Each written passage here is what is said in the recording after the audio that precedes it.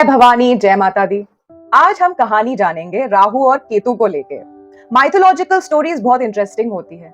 यही स्टोरीज हमें हमारे कॉन्सेप्ट्स को थोड़ा और ज्यादा क्लियर करने में हेल्प करती है। कहानी क्या है राहु और केतु के पीछे? अब ये शुरुआत होती है ऋषि दुर्वासा से। ऋषि दुर्वासा जो थे वो इंद्र के पास गए एक फूलों का माला लेके, ठीक है, फूलों का हार लेके इंद्रदेव के पास गए। इंद्रदेव ने एक्सेप्ट किया उस माला को। वो अपने एरावत पे थे, एरावत मतलब अपने एलिफेंट पे थे। एलिफेंट को उन्होंने वो हार पहनाया। एलिफेंट थोड़ा सा इरिटेट हुआ बिकॉज वो माला जो था वो फूलों का एक हार था जिसमें बहुत ज्यादा महक और सुगंध था। उस सुगंध के वजह से बहुत सारे जो मधुमक्खी थे, जो हनी बीज थे, वो अट्रैक्ट हो रहे थे, जिसके वजह से एरावत को थोड़ा इरिटेशन हो रहा था। इसलिए गुस्से में आके जो एरावत है उसने वो फूलों की माला निकाल के मतलब फेंक दिया।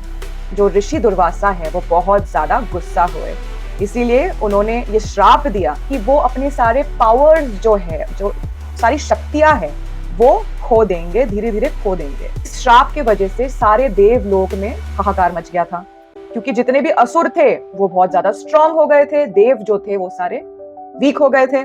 तो असुर तो मानो एकदम कंट्रोल करने लगे थे। Bali, the head of all the asuras, सारे तीनों लोक जो थे, तीनों लोक को कंट्रोल करने लगे थे। तब जो हमारे देव है वो विष्णु जी के पास गए, उन्होंने एडवाइस लिया कि क्या किया जाए। तब विष्णु जी ने कहा कि समुद्र मंथन करना जरूरी है। जब आप समुद्र का मंथन करोगे, चर्निंग ऑफ द ओशियन, उसमें से एक कलश निकलेगा जिसमें अमृत होगा। वो अमृत को जैसे ही आप ग्रहण करोगे आप अमर बन जाओगे और आपके पावर्स जो है वो वापस आ जाएंगे।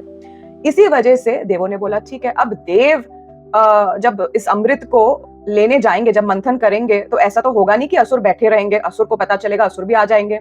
तो विष्णु भगवान ने एडवाइस किया कि आप एक काम करो, आप ये चीज असुरों के साथ बहुत ही डिप्लोमेटिकली हैंडल करो। असुरों को बोलो कि हम सब बांट के ही अमृत है ना ग्रहण कर लेते हैं, तो हम सब पावरफुल रहेंगे। अब जब समुद्र मंथन हो रहा होता है उस दौरान देवों और असुरों में बहुत ज्यादा झगड़ा होता, बिकॉज कौन उस अमृत को पहले पिएगा। देवों में भी झगड़ा हो रहा है, असुरों में भी झगड़ा हो रहा है। तब विष्णु ही है जो मोहिनी अवतार में, जो बहुत ही एक ब्यूटीफुल सा अवतार है, वो अवतार लेके, हम बोलते हैं ना ब्यूटी हैज अ स्पेल, तो अपने बहुत ही ब्यूटीफुल से अवतार में आते हैं और सबको मतलब बिठा बिठा के कन्विंस करके कि बाबा सबको अमृत मिलेगा, आप सब एक लाइन में बैठो। ऐसे आप देखोगे पिक्चर में देव बैठे हुए हैं एक लाइन में और असुर बैठे हुए हैं एक लाइन में। ठीक, हिल होता है जो एक पतला सा एक हिल होता है जिसका नाम है मंदरा। वो हिल को यूज करते हैं उस ओशन के बीचों बीच रख के, उसे आपको चर्न करना है। चर्न करोगे तो उस समुंदर में से अमृत निकलेगा। वासुकी नाग, वासुकी नाग जो आपने देखा होगा शिव भगवान के गले में, वो सांप को यूज किया जाता है उस माउंटेन को चर्न करने के। अब चर्निंग शुरू हो जाती है। अब होता क्या है, ये जो हिल है, जो मंदरा पर्वत है, जो इसको चर्न करते करते वो धंसने लग जाता है जमीन पे। अभी समुद्र का जो बेस है उसमें अगर आप चर्न करते रहोगे तो वो तो धंसते चले जाएगा। तो विष्णु जी क्या करते हैं, वो उनका एक अवतार होता है कूर्म, टॉर्टोइज। टॉर्टोइज उसके नीचे डाल देते हैं, उस हिल के नीचे डाल देते हैं, ताकि वो जो हिल है, जो पर्वत है, वो धसे ना और वो प्रॉपर चर्निंग होते रहे। फाइनली उसमें से धनवंतरी, जो भगवानों के वैद हैं, वो बाहर आते हैं कलश के साथ और उस कलश में होता है अमृत। अब स्वार भानु करके एक राक्षस होता है, ठीक है, यही आगे जाके राहु केतु बनता है। ठीक है, तो अब धनवंतरी बाहर आ गए और वो कलश दे दिया विष्णु को। ऐसे बहुत सी चीजें उसमें जो समुद्र मंथन से निकली थी।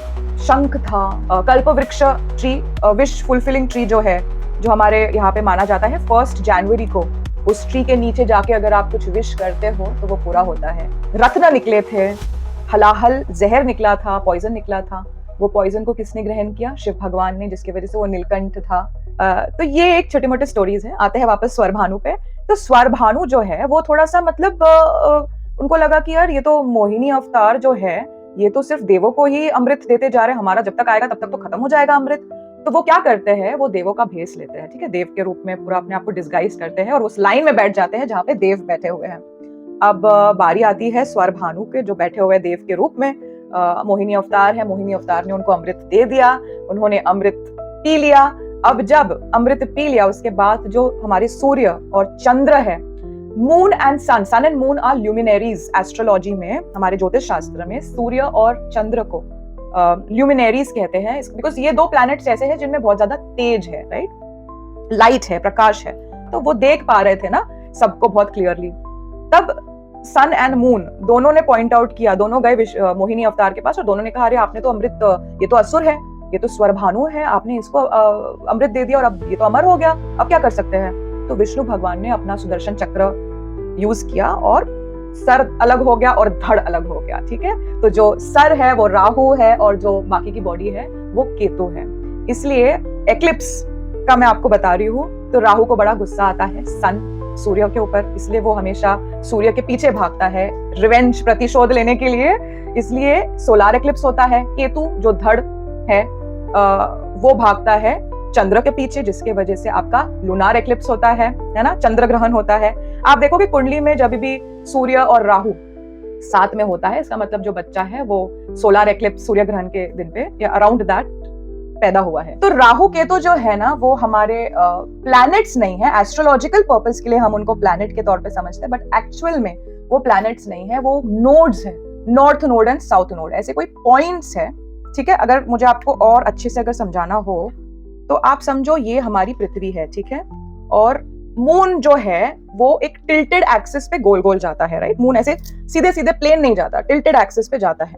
अब आप समझो जो मून है जब वो ये नॉर्थ में आता है, मतलब जब ये थोड़ा सा ऊपर के तरफ आता है नॉर्थ में, that is the north mode, and again when it is going down towards the south, this alignment south node is Ketu, ठीक है। आई होप आप समझ गए हो। अब एक दूसरी स्टोरी है जो अमावस और पूर्णिमा को मतलब दर्शाती है, वो है हमारी 27 नक्षत्र। अगर आप एस्ट्रोलॉजी पढ़ रहे हो तो आपको पता है हमारे 27 नक्षत्र होते हैं, है ना। हर जोडियक साइन को लेके 3 नक्षत्र होते हैं। एवरी जोडियक साइन हैज 3 नक्षत्र। अब राजा दक्ष जो होते हैं उनकी बहुत सी पुत्रियां होती है, उसमें से जो 27 पुत्रियां होती है वो नक्षत्र होती है, ठीक है, हमारे लूनार कॉन्स्टलेशंस जिसे कहते हैं। वो 27 पुत्रियों का विवाह चंद्रदेव के साथ कराया जाता है। चंद्रदेव को सबसे प्यारी होती है रोहिणी नक्षत्र, इसलिए जो बाकी की 26 पुत्रियां है, 26 नक्षत्र है, उन्हें बड़ा बुरा लगता है कि चंद्रदेव तो है जो जिनका प्यार जो है वो सिर्फ रोहिणी के लिए ही है, डिस्क्रिमिनेशन महसूस होता है। इस वजह से जब राजा दक्ष को ये पता चलता है कि चंद्रदेव जो है वो 27 बेटियों को इक्वली प्यार नहीं देते, प्यार नहीं करते, इसलिए वो श्राप देते हैं चंद्रदेव को ये कह के कि तुम्हारा जो ये तेज है, जो पावर है, जो ब्रिलियंस है तुम्हारा, ये सब धीरे धीरे कम होते जाएगा। अब चंद्रदेव बहुत ज्यादा दुखी हुए, तो वो गए शिव भगवान के पास कि मेरे तो पावर्स और मेरा जो तेज है जिसके लिए मैं जाना जाता हूँ, मेरी खूबसूरती है, वो ही छीन लिया राजा दक्ष ने। तो शिव भगवान ने फिर उनको वरदान दिया, उनसे कहा कि आप जो है आप हमेशा अमावस में नहीं रहोगे, आपको आपका तेज 15 दिन के लिए वापस मिलेगा जो आपका पूर्णिमा होगा। तो इसलिए आप देखते हो ना जो 15 दिन होता है, जो नो मून अमावस से पूर्णिमा का जो पीरियड होता है उसे हम शुक्ल पक्ष, जो बहुत ही फेवरेबल और अच्छा माना जाता है फॉर न्यू बिगिनिंग्स, और जो पूर्णिमा से अमावस का जो पीरियड है जो वो 15 दिन है, that is not very auspicious, okay, उसको कृष्ण पक्ष कहा जाता है। कि जो शुक्ल पक्ष है जहाँ पे नो मून से फुल मून का पीरियड होता है वो शिव भगवान के ब्लेसिंग्स के वजह से होता है, और वापस जब चंद्र पूर्णिमा से अमावस के तरफ जाने लगता है वो 15 दिन राजा दक्ष के कर्ज के वजह से। ये थी आज की कहानियां जो मून को लेके और एक्लिप्सिस को लेके, राहु केतु को लेके, स्वरभानु को लेके, ये कहानियां जो हमारे पुराणों में है। आई होप आपको ये कहानियां अच्छी लगी हो। अगर आपको ये कहानी अच्छी लगी तो मुझे डेफिनेटली बताना, मैं ऐसे और कहानियां आपको बताते जाऊंगी जो हमारे एस्ट्रोलॉजिकल सब्जेक्ट के से कनेक्टेड है और हमारे ग्रहों से कनेक्टेड है। मिलते हैं हमारे नेक्स्ट वीडियो में। Till then it's thank you so much, bye bye.